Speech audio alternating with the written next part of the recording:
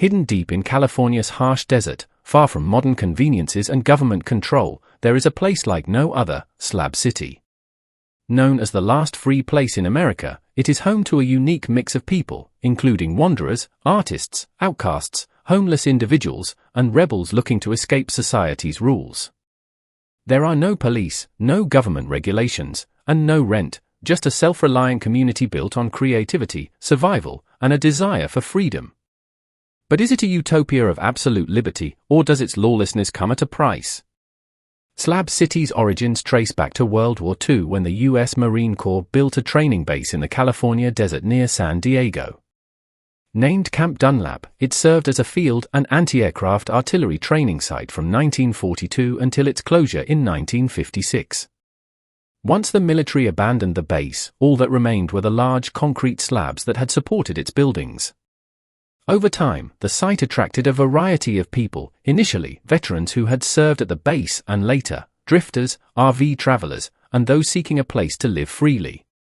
In 1961, the Department of Defense handed the land over to California, which deemed it unnecessary and left it largely unregulated.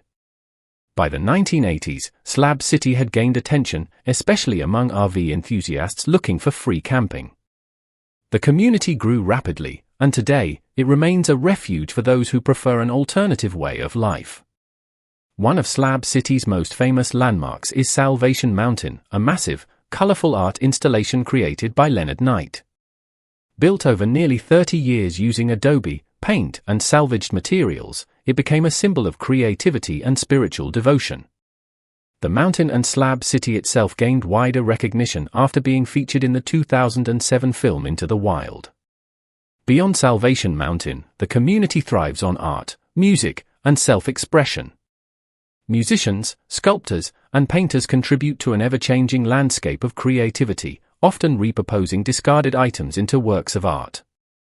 The Range, an open-air music venue, hosts live performances, adding to Slab City's vibrant and unconventional spirit. Despite its artistic energy and strong sense of independence, life in Slab City is not easy. The community consists of several groups, each with its own way of living. Snowbirds, seasonal visitors, often retirees, arrive in the winter to escape colder climates. Off-gridders embrace self-sufficiency, using solar panels, collecting rainwater, and building sustainable homes from salvaged materials. Others live in extreme poverty, relying on bartering, scavenging, and occasional outside support to survive. Without modern infrastructure, residents endure harsh desert conditions, especially in summer when temperatures exceed 100 degrees Fahrenheit, sometimes reaching as high as 120 degrees Fahrenheit. Water and electricity are scarce, and basic resources must be brought in from the nearest town, Nyland, located about 4 miles away. Although many residents cherish their independence, Slab City has its share of challenges, particularly crime. With no formal law enforcement within its borders, the area has a reputation for drug use, theft, and violence. Serious crimes, including murders, have occurred, such as the tragic case of Poe Delwyn Black, a 21-year-old transgender man who was brutally killed in 2021. Another recent case involved the murder of Charles Omber Pierce, whose body was found in July 2024. The remote and unregulated nature of the community makes it difficult for authorities to monitor, leaving many conflicts to be resolved within the community itself. While state and federal laws technically still apply, enforcement is inconsistent, and residents often rely on self-policing and informal justice. Slab City's location also shapes its unique character. Surrounded by the Salton Sea to the west, the Chocolate Mountains to the east, and the Imperial Valley to the south, it feels isolated from the rest of the world. The desert climate is unforgiving, with scorching summers and almost no rainfall. Flash floods and dust storms occasionally add to the challenges, but the community has adapted, finding ways to endure the extreme environment. Economically, Slab City does not function like a traditional town. There are no businesses, factories, or major industries. Instead, residents find creative ways to earn money, often through art, odd jobs, and government assistance programs such as Social Security or disability benefits. Bartering is common, with people exchanging skills and goods to meet their daily needs. Tourism plays a role in the local economy as well, especially during the cooler months when visitors come to see Salvation Mountain, attend live performances at the range, or experience the off-grid lifestyle. Some residents give tours, sell handmade items, or rent out camping spots to travelers looking for an unconventional adventure. Despite its reputation as a place of absolute freedom, Slab City exists in a fragile balance between survival and chaos. For some, it is a sanctuary where they can live without interference. For others, it is a harsh and dangerous place with few opportunities for stability. As the community continues to evolve, questions remain about its future. Will it remain the last free place in America, or will increasing attention and external pressures force change upon it? Whatever the answer, Slab City remains a fascinating example of human resilience, creativity, and the desire to live on one's own terms. During certain times of the year, visitors bring in extra income, which helps support the community. People in Slab City have discussed ways to improve life and generate more money, but these ideas often face resistance. The community values its freedom and unique way of life, so any changes can feel like a threat. However, some interesting ideas have been suggested. One idea is expanding the use of solar energy since the desert gets plenty of sunlight. Some residents already have solar panels, and increasing their use could provide extra income while reducing dependence on outside resources. Another idea is growing food in the desert. Although the environment is harsh, small farms or permaculture projects could help people become more self-sufficient and even sell surplus produce. Some residents have also suggested cooperative businesses like community gardens, workshops, or small markets. These could create income opportunities while maintaining the strong sense of community that Slab City is known for.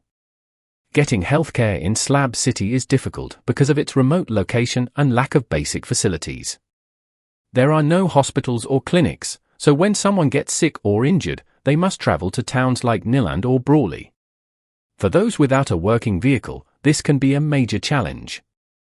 For minor health issues, people rely on themselves or neighbors, but for serious conditions, leaving the area is the only option. Another major issue is the lack of clean water and proper sanitation. Residents must bring in water from other towns, and most toilets are homemade, increasing the risk of diseases. Infections and illnesses caused by dirty water are common concerns. The intense summer heat makes things even worse, leading to dehydration and heat-related illnesses. Without a trash disposal system, garbage piles up, creating more health hazards. There have been efforts to provide medical help, such as mobile clinics and volunteer doctors, but these services are rare and limited. Occasionally, non-profits visit to offer medical care, but their support is not enough to address the bigger problem. While the community helps each other as much as possible, the lack of healthcare remains a serious challenge.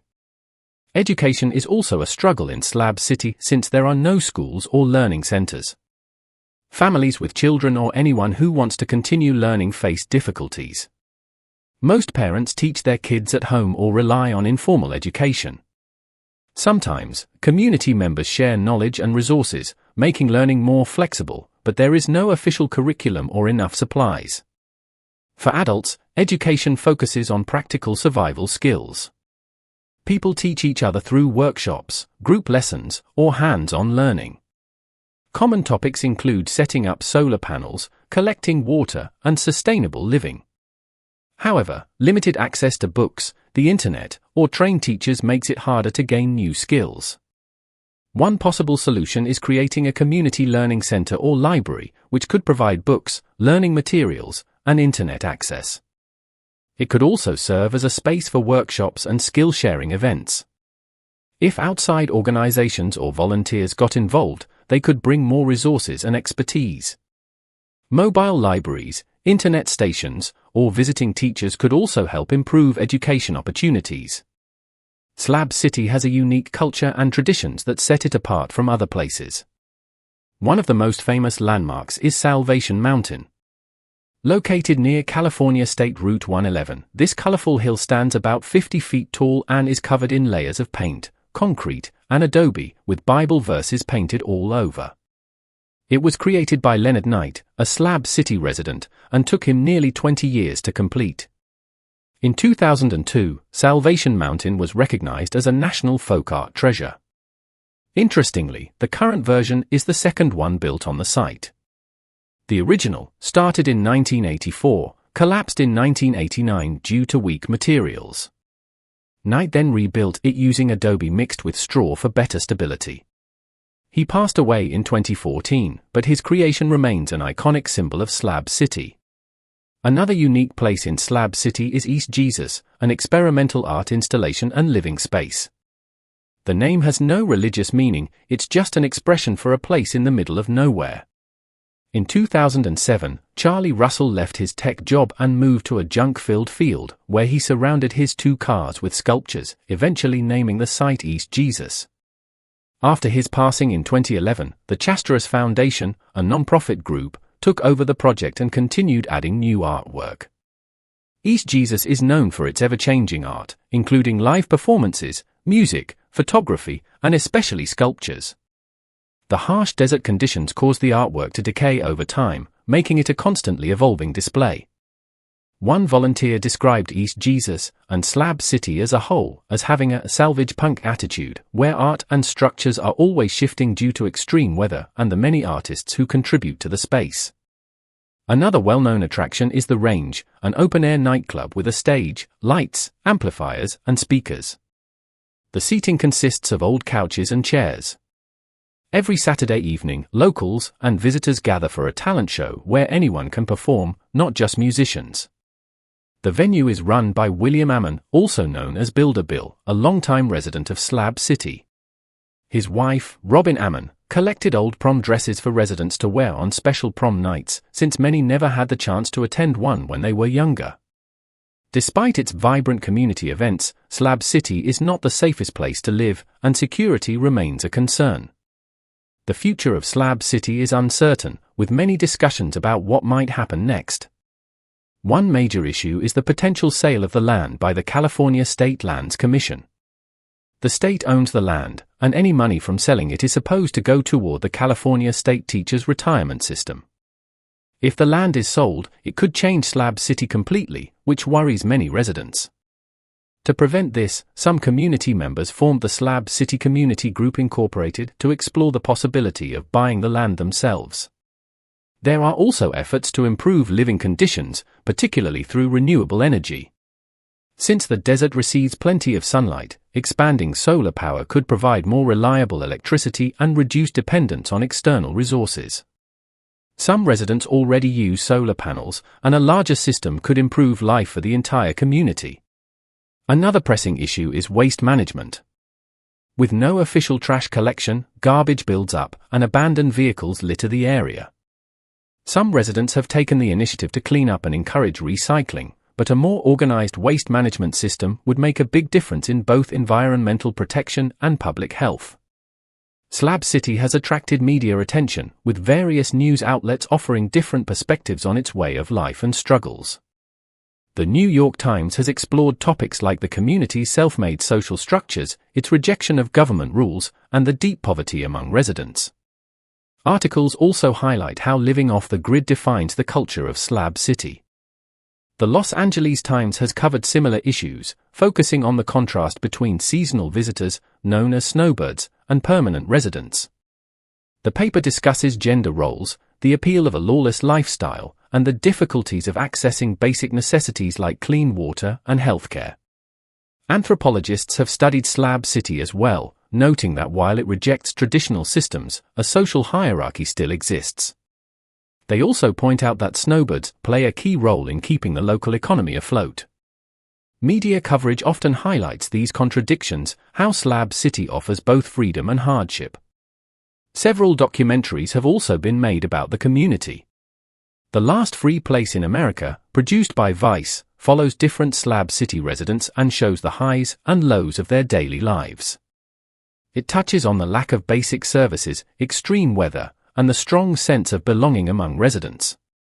Slam Unity, a short documentary filmed in 2021, captures the diverse and creative spirit of the community. The filmmakers were impressed by how resourceful residents are, using whatever they have to survive. They saw Slab City as an example of human adaptability. Another documentary, Why is Slab City the Last Free Place in America?, takes a deep dive into the lives of its residents, exploring their backgrounds, struggles, and hopes. It highlights the stark contrast between Slab City and nearby military bases, showing how the two worlds sometimes interact. Some well-known figures have also shared their experiences in Slab City. Filmmaker Ranger Rick spent 2 weeks living there and documented his experience for his YouTube channel. He described the community as a gathering of unconventional people who value independence, self-expression, and simple pleasures. Despite its rough reputation, he found a diverse mix of residents drawn to an alternative lifestyle. Broadcaster Ben Fogle visited Slab City for his TV show and described it as an extraordinary place disconnected from the outside world. He worried that too much attention might bring unwanted tourism and government interference. He saw the community as a modern-day Babylon, where survival takes priority over concerns about the outside world. DNA, a gender-fluid artist from San Diego, chose to live in Slab City because of its freedom from societal restrictions. In an interview, they explained that the lack of rules allowed them to live authentically and without judgment. Slab City remains a unique social experiment, offering complete freedom but also great challenges. Its future remains uncertain, but its residents continue to embrace their unconventional way of life.